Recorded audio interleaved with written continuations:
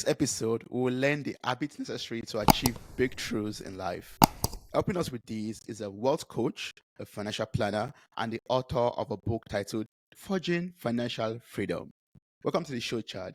How are you doing? I'm doing amazing. Thank you so much for having me. It's a pleasure to be here and to be able to give some value to your audience. Thank you so much for joining me on this episode for a Soulful conversation. I'm looking forward to learning so much from you. Like I said, even before recording, because while preparing for this conversation and reading about what you've done and what you do, also I was like, wow, this is something very valuable. Our finance, our health, and how everything relates to each other, and how we could become better beings. Basically, I like the fact that you are like future focused and you are helping everyone to be future focused also. But before we get down to all of that, I'm sure you've gotten familiar with my style of interviewing. I would just like to know from your own personal standpoint of view, like what inspired you, what led you to become a wealth coach, a financial planner, and doing what you're doing right now. Well, I have a very indirect pathway to this. In fact, my degree is actually in biochemistry. I went to school to get into medicine, and God took me on a different path. A lot of that was because of the woman who's now my wife, meeting her in college and realizing how important family was to her. And at that point in my life, even though I was looking for a career that would serve others, it was very much about me and what I wanted, my goals. I wasn't thinking about making decisions for two people, making decisions for a family. And I really doubted my ability to live a balanced life as a surgeon. And I didn't care. When I was single, it didn't matter. If I was going to be a surgeon, I didn't care if I was going to work 80 hours a week. Like that's what I wanted to do. But when I'm making that decision as a couple and thinking about starting a family with this woman, we now have 6 kids together. But all that it was not at the forefront of my mind. But then as we got closer, I realized I wanted a career that would allow me more balance. I still wanted to do something that would serve and have a huge impact, but I wanted to have a business that I owned and not a job that owned me. So the original reason for getting into financial planning and retirement strategies and ultimately wealth coaching, because that is really what we do. It is changing people's behavior, changing who they are, how they operate, because you can give somebody better investments. It doesn't make them a better investor any more than giving somebody a paintbrush makes them a better artist. You have to fundamentally change how that person operates, how they view things, their mindset, their perspectives, their habits. And in order to be able to do that effectively, it requires a much more hands-on relationship, almost performance psychology based approach. I didn't know that getting into it. All I knew was that I think this opportunity could provide me a great work-life balance. I could still make a positive impact on people's lives. I thought the impact I would be making would be mostly financial.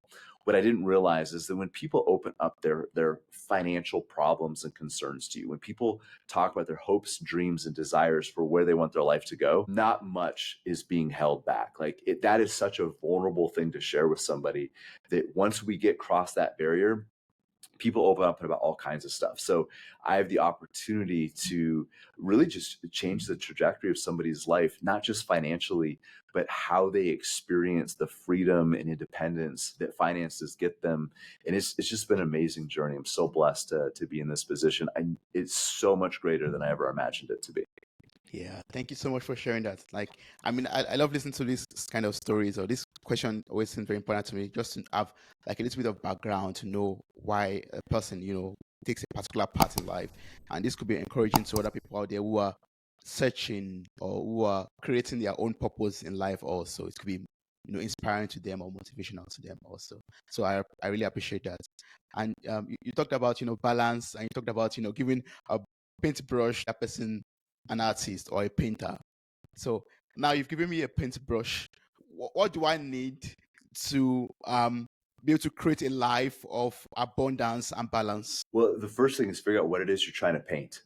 And a lot of people are trying to save for the future. Well, a lot of people don't. A lot of people just live only in the moment. But even those who are trying to serve the future version of themselves, to make a better life for them in the future, a lot of them aren't really strategically investing. They're not acting on a long-term plan. They're kind of just collecting investments, and they're putting money aside, but it isn't as intentional as it could be. Just as if you were an artist and you're kind of just doodling on a page, you're getting some ink on there, you're getting some paint on the canvas, but having a vision of your mind of what you're trying to paint, what you're trying to create, almost like you're building a house.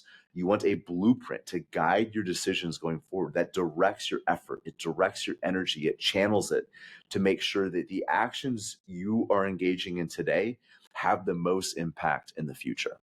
Mm. Ah, yes. Yeah. So we have to know what exactly what we want. Like, okay, the image of what we want in life. Yeah. Yeah. Creating a vision and an image for what you want, having some purpose and meaning behind it, Mm. and making it something that draws you. I just had a conversation earlier this morning about how simply quitting your job is not compelling enough to make the sacrifices necessary to build wealth, to build a life of abundance. And abundance means different things to different people. When I say abundance, I'm not actually talking about money and wealth, because I've met with people that are multimillionaires worth 5, 10, $15 million who still live in scarcity, who still wake up with fear and anxiety because they've never changed their mindset. And if you have somebody who has a scarcity mindset, who lives in fear, and you give them more money, that actually increases their fear. Now they have more money that they're worried about. They have more to lose. So abundance is something that starts, I think, in our psychology. But abundance is different. Like, what is deeply meaningful to me in my life is going to be different than what it is to you. So people need Yeah. to identify and create a vision for what that is. What is their meaningful pursuit going to look like? Like, if Toby, if you never had to work another day in your life, if you never needed a paycheck ever again, what would you chase? Like, what would wake you up? What would challenge you? What would make you want to go after something um, that would inspire you? And what would you want your days to look like? What would you want your life to look like? And this whole idea that we just quit our jobs when we retire and we go on a 20-year vacation, or it's 2 decades of Saturdays, that's just not compelling enough. It might sound good, but we have to make so many sacrifices to get there. I think we need that vision to be bigger than that. It, Mhm. it isn't just running away from a job, we're chasing freedom. And I Yeah. think that that's much more compelling. Yes. Choosing freedom. Yes. And that's why your book is titled Forging Financial Freedom. And we're going to be talking more about that very soon. But I would just like to learn from you, because I know you help people to become much more future focused. So for the listeners out there and for myself personally, I would just like to know how we could become future focused and what that means. Well, it's a great question. And it actually is a perfect segue from what we were just talking about. So we are in a delayed gratification world, but we have an immediate gratification mindset. And here's what I mean by that. If we go back a few thousand years, our ancestors, they didn't worry about retirement. They didn't worry about saving for their kids' college. They didn't worry about saving up for a second home, a beach home or something like that. What they worried about is, where I go to sleep tonight, is a saber-toothed tiger going to be able to get me? Those berries that I just ate for lunch, were those poisonous? They worried about surviving the day. So the way that we were designed, the way that we were created, was very much to survive in the moment, not to thrive in the future. So we have a immediate return brain. We're trying to make long-term delayed return decisions. And that's very, very difficult. So what we have to do is create a better relationship with our future selves, knowing and accepting that our propensity, our leaning is to make momentary decisions that might be easy today, but make our life harder in the future. Like, eating a bag of potato chips instead of eating a bag of broccoli, sitting on the couch binging on Netflix instead of going to the gym, saving money or paying off debt, putting money in your 401k instead of ordering stuff that you don't need on Amazon. All these back and forth decisions where it's like our future self and our current self are battling. But the problem with that is we almost view the future version of ourselves as a different person. Mm, Like people will sign up for, they'll buy a big screen TV and it's like, no payments for 6 months. And it's almost like, okay, for me, this TV is free. Chad in 6 months, he's got to figure out how to pay for this. That's not even my problem. That's future Chad's problem. mm, Almost like it's a completely different person. It sounds kind of crazy, but if we're really honest with ourselves, that's how we make a lot of decisions. We stay up too late, again, watching Netflix, eating ice cream, whatever, and we have to get up early the next morning for work. Like, whatever. That's morning me. That's morning me problem. mm, It's not my problem. And creating a vision, a bigger vision for what we want our life to look like, what we want to be accomplishing, who we want to become, is necessary because it creates more of a connection to our future. It makes our future a little bit more tangible. The more specific and more vibrant that we can create that vision, the more tangible it becomes and the easier it is to sacrifice for the future. The other thing that's important is to have some sort of a plan. So in finance, we call it a financial blueprint. When we're taking somebody through a retirement income strategy, it's a financial blueprint that connects today's decisions to a future outcome. So we're focusing on what are the inputs that you can manage today that leverage an outcome in the future, 5, 10, 15, 20 years down the road. But it's almost like it pulls the future into today. No different than a diet plan or a budget or a workout strategy is connecting your current actions to a future desired result.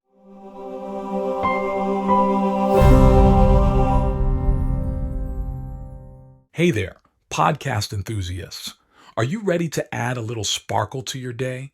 If you're loving the insightful conversations and captivating stories on Mirror Talk Podcast, here's a friendly nudge to hit that subscribe button. By subscribing, you'll never miss out on the empowering messages and thought provoking discussions we bring to your ears. But wait, there's more. We're all about spreading positivity and inspiration, and you can be a part of it too. How? By sharing the love with your friends and family. Share this episode with your loved ones, and let's create a ripple effect of empowerment and growth together. And hey, if you've been enjoying what you hear, why not take a moment to leave us a glowing 5-star review? Your feedback fuels our passion to keep delivering content that resonates with you. So hit that subscribe button, share the love, and leave us a review. Let's keep the conversation going and spread the Mirror Talk magic far and wide. Thanks for tuning in, and remember, your support means the world to us.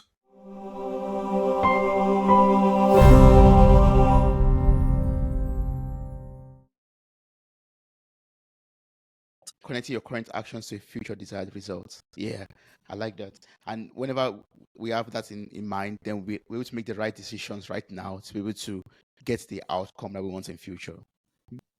That's deep. Yeah, it's ask yourself that question. Is the choice I'm making now, is that in alignment with where I want to be and who I want to become in the future? And it's viewing our current actions through that lens of, it's almost like saying, would the future version of me be proud of this decision? That's another way to look at it. Yes, yes. And so, Chad, I really want my future self to be proud of, I want my future self to be proud of me in terms of my finance, for example, and my physical health also, for example. And I would just like to know right now at this point in my life, where do I start from? What do I have to do to plan for my future self? What do I have to do to plan to have a better future? Coming up with meaningful, measurable goals, having an objective. And if we're using finance as an example, it could be just simply coming up with an idea of, okay, if I were to stop working, if I were to quit my job, if I were to sell my business, if I were to retire from my career, how much income would I need showing up in my bank account every single month in order to live comfortably? Not to survive. This isn't, me foraging out in the snow looking for, roots and food to eat or things like that.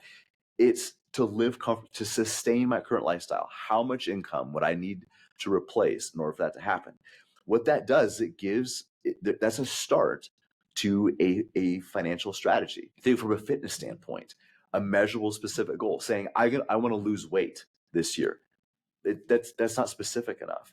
Saying, I want to lose 10 pounds by November 1st. That's measurable and it's specific. I can create a plan based off that, and I can hold myself accountable. So it's coming up with numbers that are parallel to that vision. So we just talked about creating a more vibrant, more specific vision for your life and what you want to accomplish. So the next part to that is attaching numbers to that, because we have to know if we're on track. So that goal has to be measurable. Now, those things can change. That goal to replace $6,000 a month in income, maybe we change that to 8,000. Maybe we push the timeline back. Maybe we bring it in. The goal to lose 10 pounds, maybe we switch it to 15. Maybe we add some strength goals in there. I want to lose 10 pounds, but I also want to be able to bench press a certain amount, or run a mile in less than 7 minutes, or whatever the goals are. But we have to attach some numbers, and then we can reverse engineer those numbers from where we want to be to where we are and say, am I on track? Am I headed in the right direction? It gives us something to measure our actions against. Yeah. And is there a way we want us to, create those measurable things? Like, are there realistic goals that we have to set, or we could just dream up something and say, that's my goal and I'm going to achieve that? We can. I mean, you could say, so if somebody comes into my office and says, I want a passive income of $500,000 a year. Great. That's a huge goal. Almost nobody has that. Less than 1% of the population, probably less than a fraction of 1% of people on earth have the means of achieving something. If that's your goal, we can work through a blueprint to show you exactly how to get there. But the amount of work necessary and sacrifice to do that might be overwhelming. It might mean that you've got to live under a bridge for the next 30 years and beg for food just to be able to put the money aside to hit that goal. So then you have to figure out, what is the balance?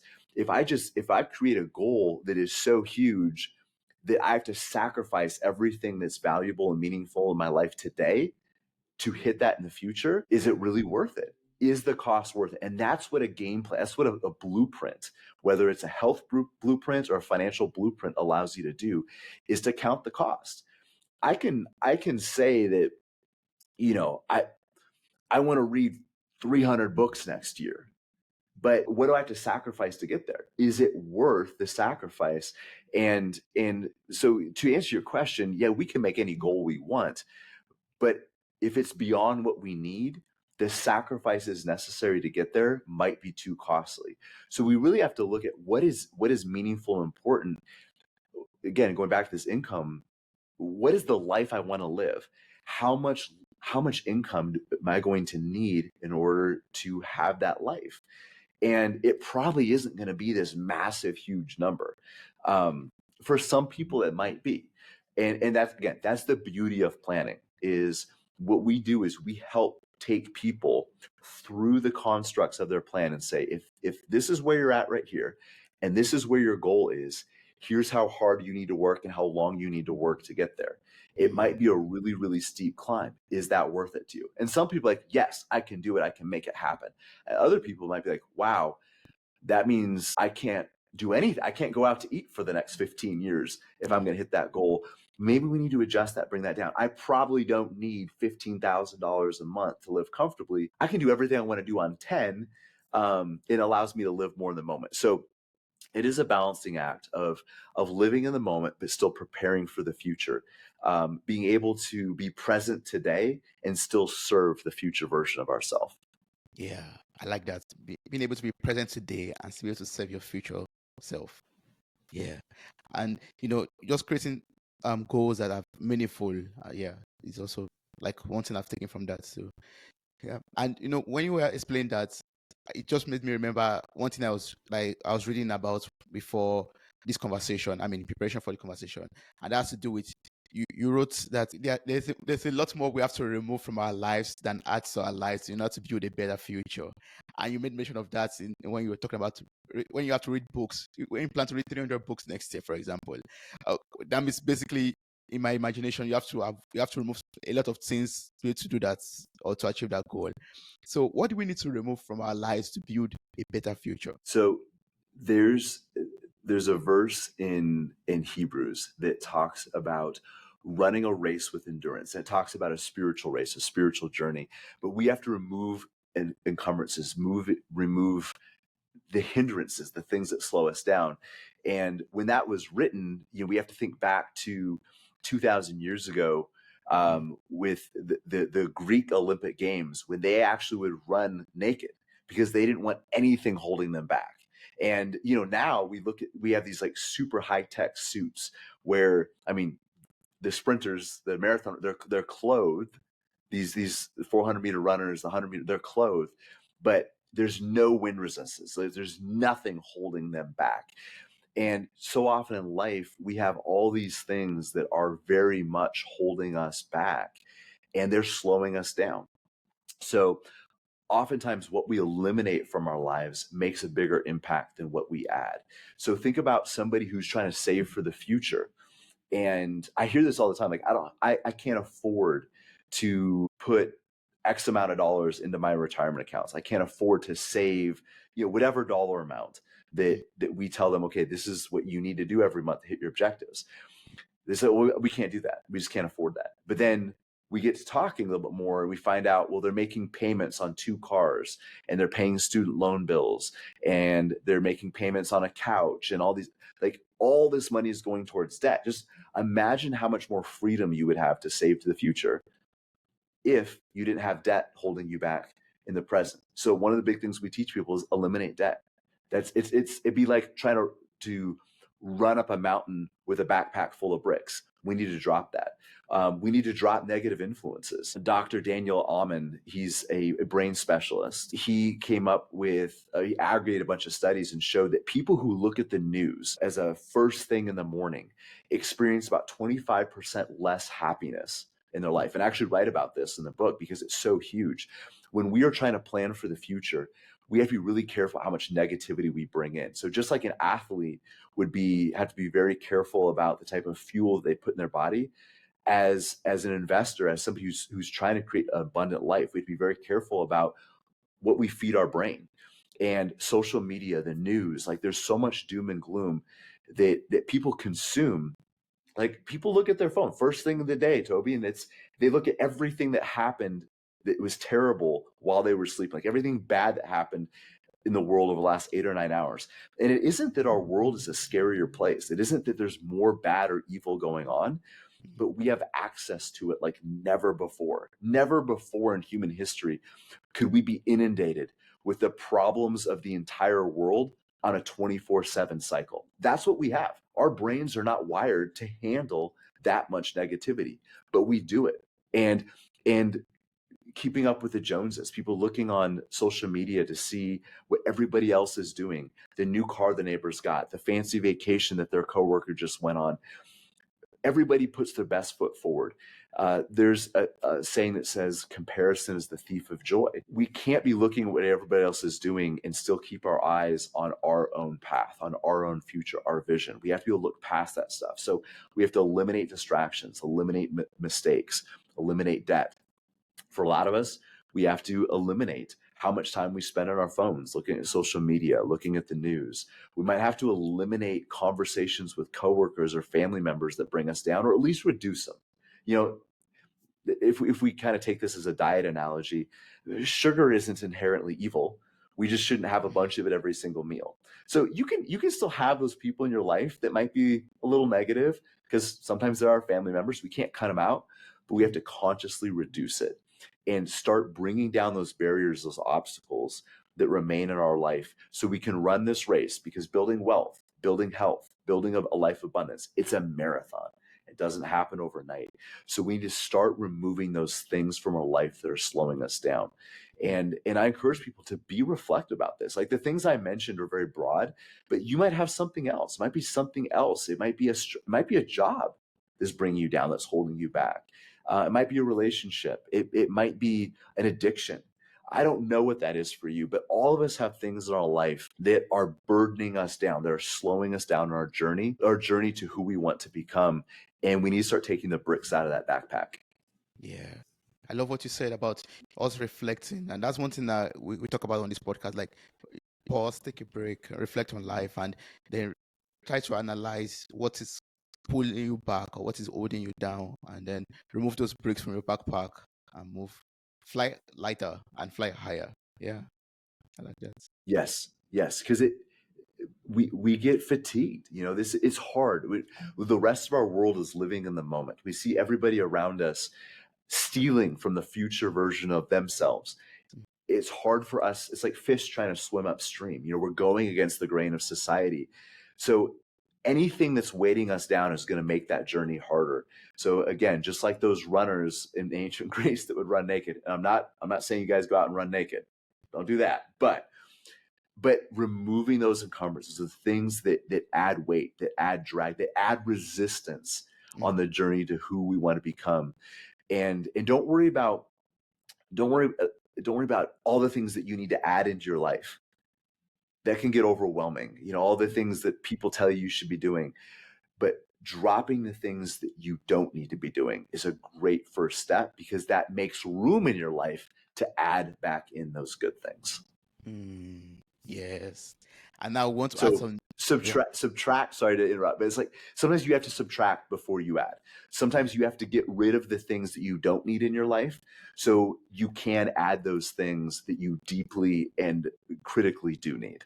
Yes, exactly. Thanks for adding that, because that's what I want to ask actually. Like, the next thing I want to ask now is, now let's assume that we've all successfully removed those things that we do not need. Now, what do we need to add to our lives? What habits do we need to cultivate or create? What mindset do we need to, have so that we can have this better future? Okay. So we've already touched on some of them. One is creating a more compelling and clear vision for how you want your life to go. The other is attaching some measurable goals, attaching numbers to that vision. And we've talked about eliminating some of the things that are holding us back. So what are the other things that we can add? I would say number one, add a community around you.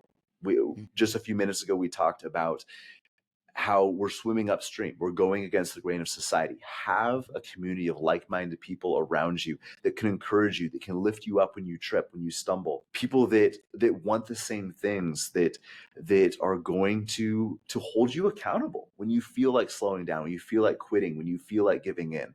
So having that community is really, really important. And you don't need hundreds or thousands of people. You don't even need dozens. Just a handful of core people who believe in what you believe in and know what you want to accomplish, and they're willing to hold you to that and have difficult conversations. That's priceless. The other thing that I think is really important and relatively simple to do is having a regular practice of gratitude.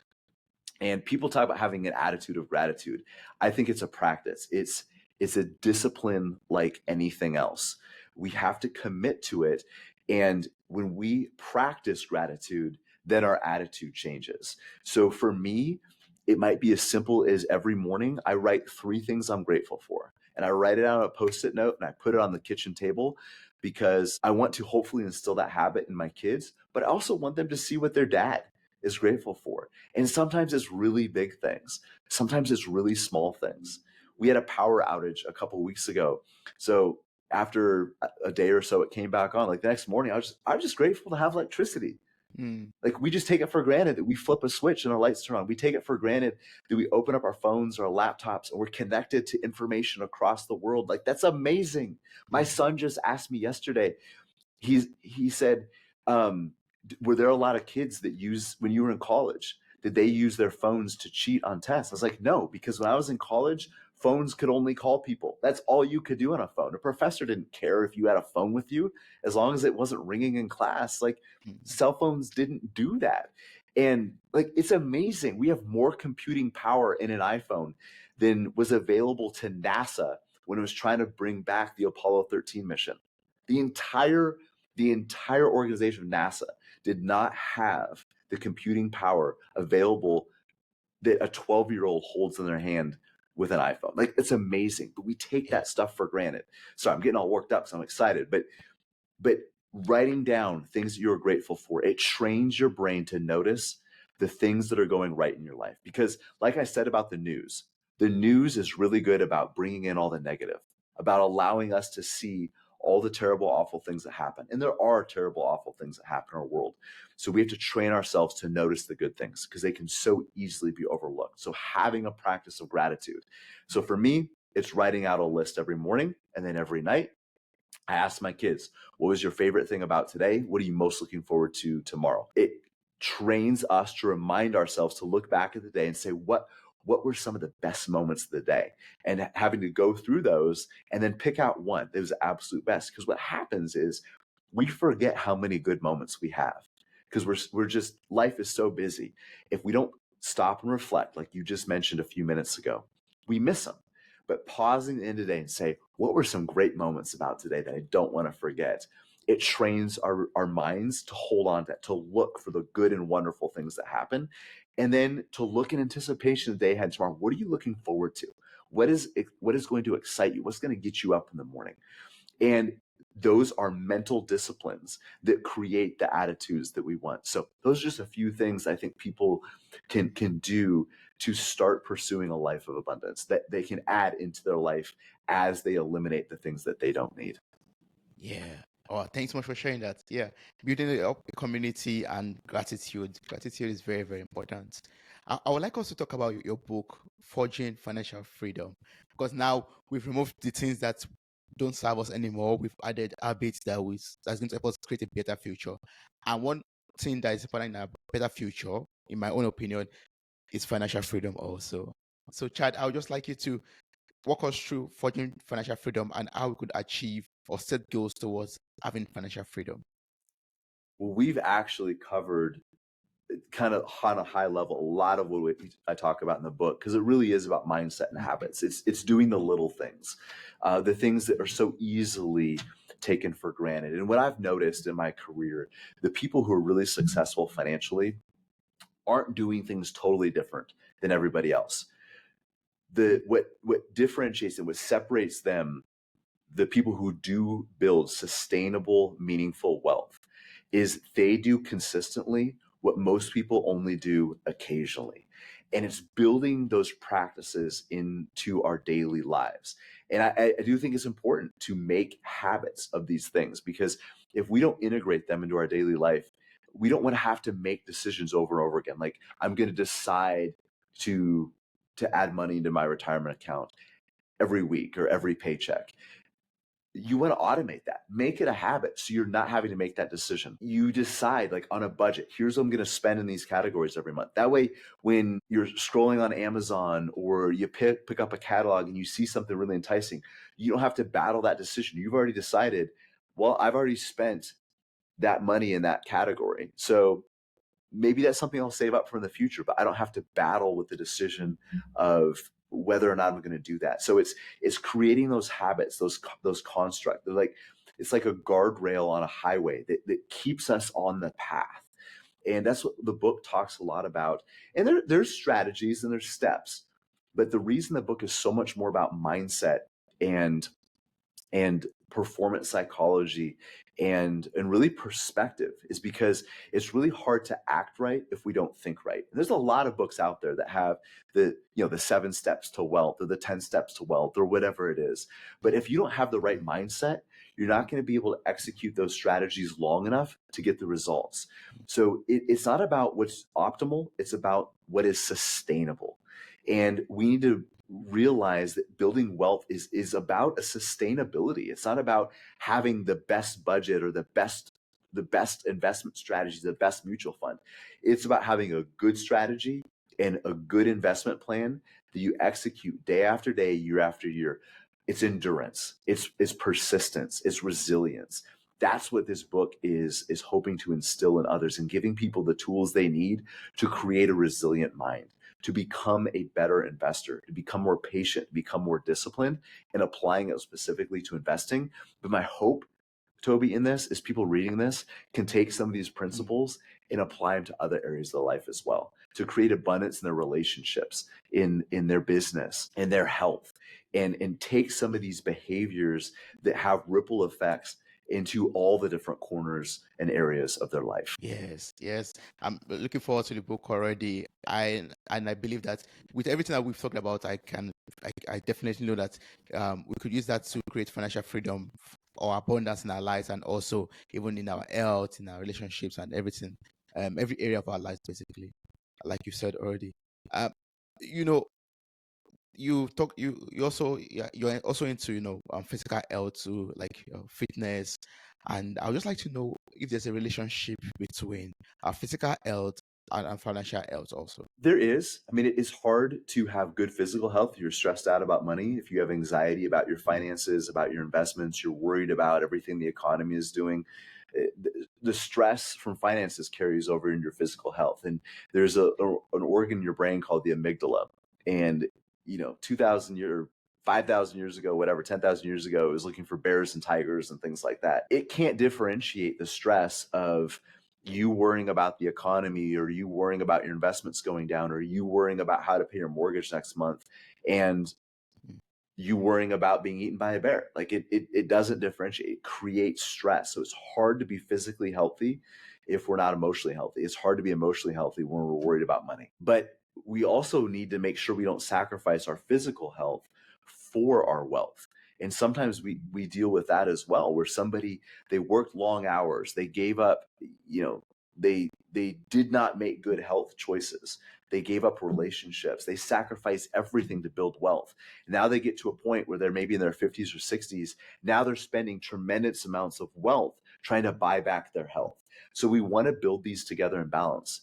Take care of our money, take care of our mind, and take care of our bodies. And I believe the three of those can be done in concert with each other. We don't want to sacrifice any one of those areas for the other, because it will catch up to you.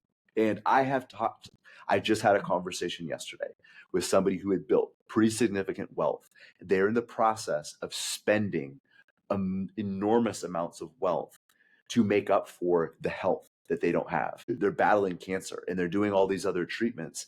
And I'm not saying if they had taken better care of their health, they wouldn't have cancer. I don't know. But the point is this, that if you don't spend your time building health now, you might spend your wealth later on it.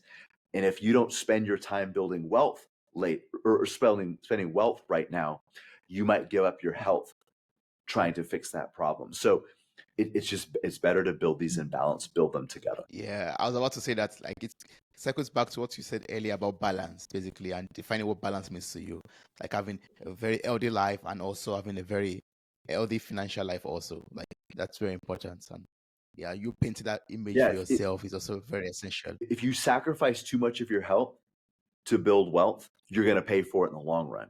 If you sacrifice too much of your wealth to build health, you're going to pay for that in your long run too, because it flows both directions. I believe we need to commit to both. To have a life that truly gives you freedom, you have to have health. You have to have some measure of wealth as well. Yeah, yeah. Wow, Chad, I've learned a lot from you already from this conversation, and I've learned about being future focused, making measurable goals, and planning also. But when I think about all of these, it involves, like we said earlier, it involves a lot of planning. It involves a lot of risk, and it involves a lot of maybe failure in case one does not achieve that goal that one has envisioned in life. So when we face failure or we have to take risk, what's the best way to behave in these situations? We need to learn that failure is not final. And if we were willing to learn from failure, failure actually can teach us amazing lessons. And it isn't failure that holds us back, but it's the lack of action. It's the fear of failure that is much more destructive than failure itself. And we need to be willing to experience the setbacks. And this idea of optimism, that things aren't always going to get better every single day. And we want that to be the case. We think optimism is like life is a staircase. Every day is a step that brings you higher. That's not how life works. In fact, most people don't even want a staircase. They want an escalator. They want to be able to sit back and this thing just takes them up. Life is like a mountain range. Sometimes you have to cross valleys to be able to keep climbing. Sometimes you have to walk down a path before you can start walking back up. There's storms, there's crevasses you have to cross. And in our life, we look at those failures and sometimes that keeps us from going forward. We look at this valley and we're like, I don't want to cross that. But that the only way to keep climbing is to walk through that failure, to walk through that setback. So we have to see failures and setbacks as a pathway to a better version of ourselves, not as an obstacle to a better version of ourselves. The author and speaker Dave Ramsey says the only difference between successful people and unsuccessful people is successful people are standing on top of their pile. Successful people are standing on top of their pile of failures. Unsuccessful people are buried underneath them. Yeah, that's deep.